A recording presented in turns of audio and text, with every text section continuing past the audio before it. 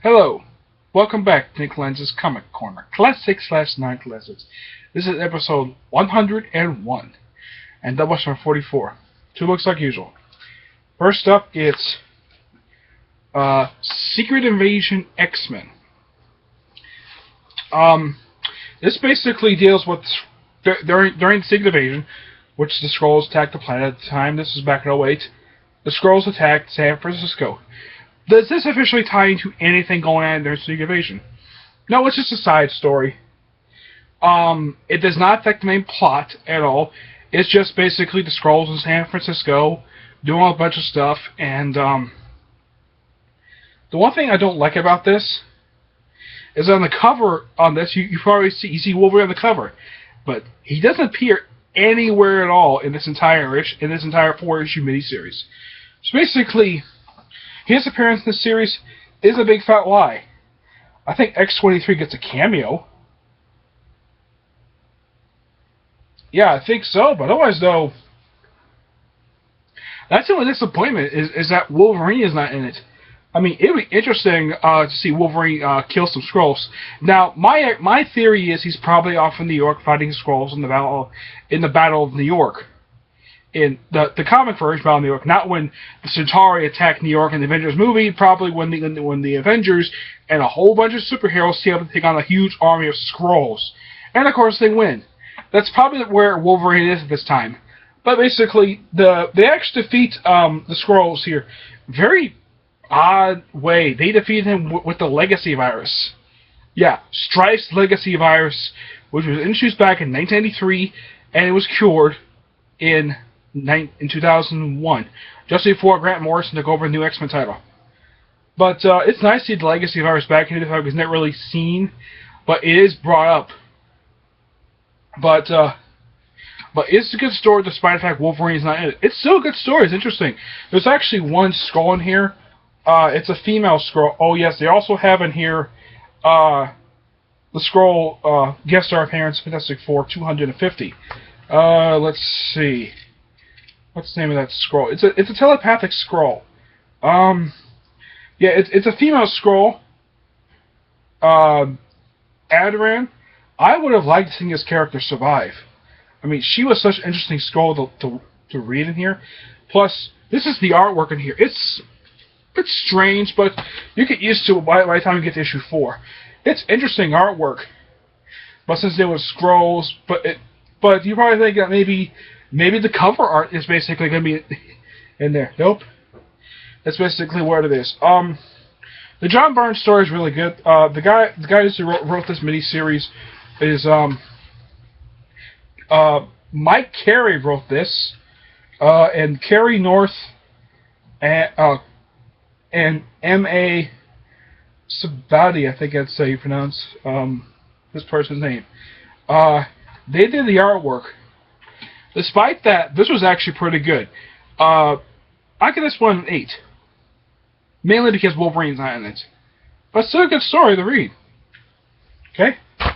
Next, Chaos War X-Men.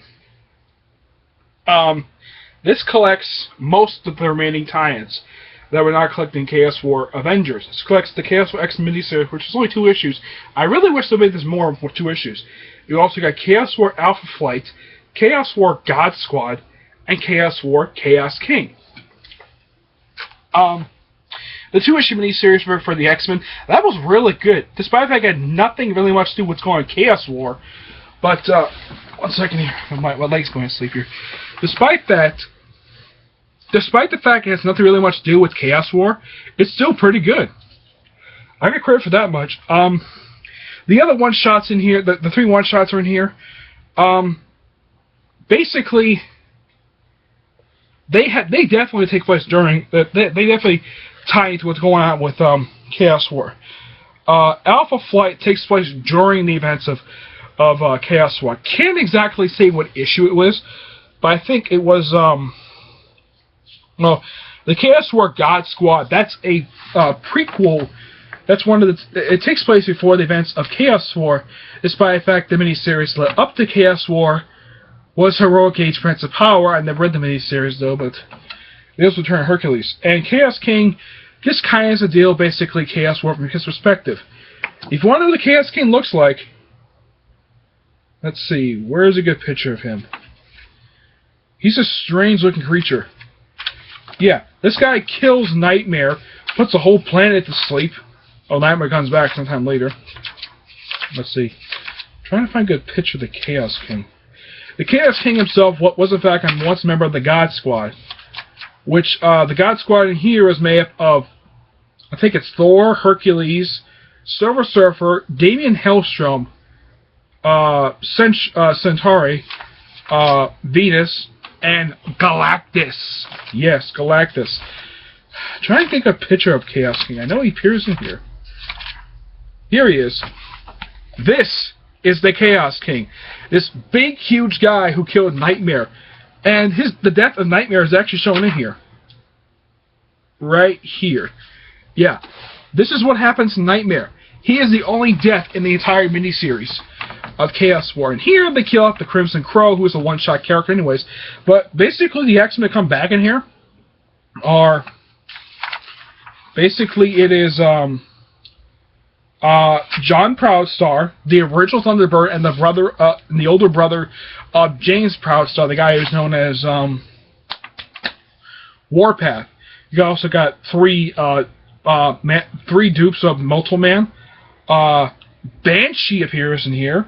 This is the second time he's resurrected, by the way. Maury McTaggart, who's also possessed by Destiny for some odd reason. And the two Stepher Cuckoos, who got Esme and Stephanie.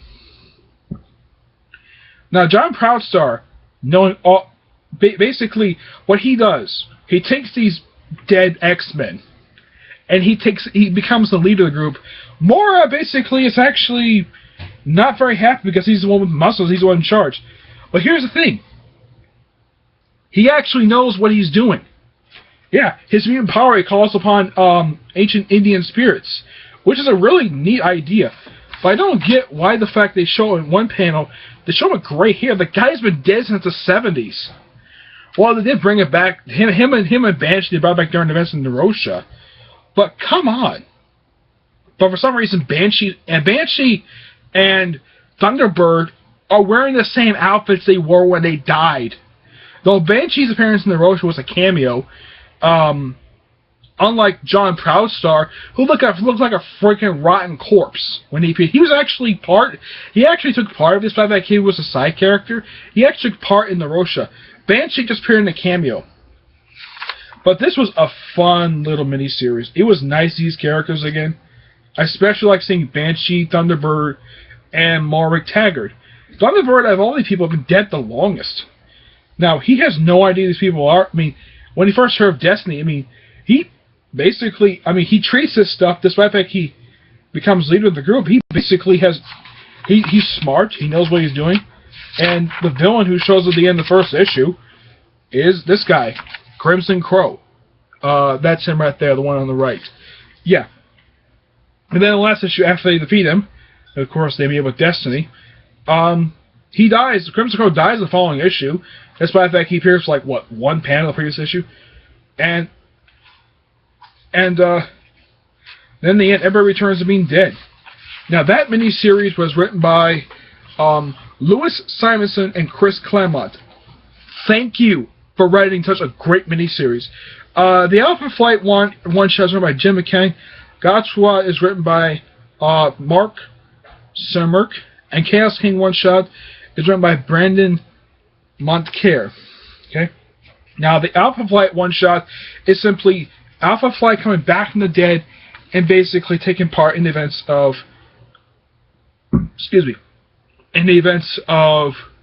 Chaos War. And what they do is they fight some gods. Everybody's happy that the Alpha Flight come back together. I mean, it's a nice little one-shot that just simply brings back together. Of course, this one-shot later leads into the Alpha Flight 8-issue miniseries that comes out later. But it's nice. I love this little one-shot. It's not that bad. Then comes the God Squad one-shot, which they show on the cover. I mean, they actually do show who's kind of on the part. This is the cover for the God Squad one-shot. It's not bad cover. The story itself is okay. Despite the fact it focuses on a lot of Chaos King, especially the Chaos King one. It's nice to see. Then, of course, the Chaos King one shot is the artwork is okay, but it just deals with the Chaos King and things ends with says to be concluded in Chaos War. Now, overall, this was really good. The Chaos War X-Men is probably the best part of the book, and I'm happy the fact they put that first because this is a good story. I would have liked to see, and I know Banshee later came back and paid some Kenny Avengers, where he's a Horseman of Death. As for everybody else who came back during this, for one thing, John Proudstar has not get back since then.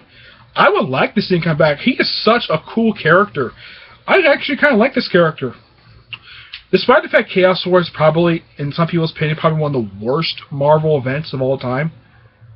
But these tie-ins in this book, just the X-Men miniseries and X-Men tie-in miniseries and the Alpha one-shot is a good reason why to buy this, because the other two one-shots are okay. The God Squad's okay. I can care less about the God Squad. That was an interesting group. I mean, they originally formed to fight the gods of the Skrulls, and the Chaos King, just a simple one-shot focus on Chaos King. But it's nice. It's a nice little side story. But if I recommend people to buy this, I buy it just for the Chaos War X-Men miniseries and the Alpha Flight one-shot alone. You can skip the other two one-shots for all I care. So overall, I give this a 7.5. Mainly because the God Squad and the Chaos King one-shots are just okay. Alright? Alright, that's it. Stay tuned for episode 102 or DoubleShot 45. See you there. Bye.